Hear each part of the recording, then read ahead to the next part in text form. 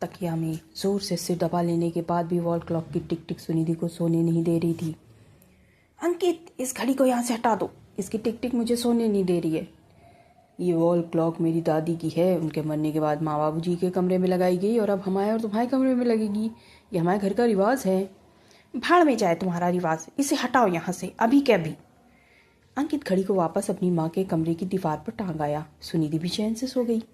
कुछ देर के बाद टिक टिक की वही आवाज़ सुनकर सुनिधि ने आँख खोली तो पाया कि उसके बेड के सामने जहाँ वो घड़ी टंगी थी वहाँ अब उसकी मरी हुई सास लटकी थी, जो बहुत ही भयानक लग रही थी और वो ही मुंह से टिक टिक की आवाज़ निकाल रही थी। सुनिधि ने बहुत कोशिश की पर ना तो अपने पति को जगा सकी न घर से बाहर जा सकी।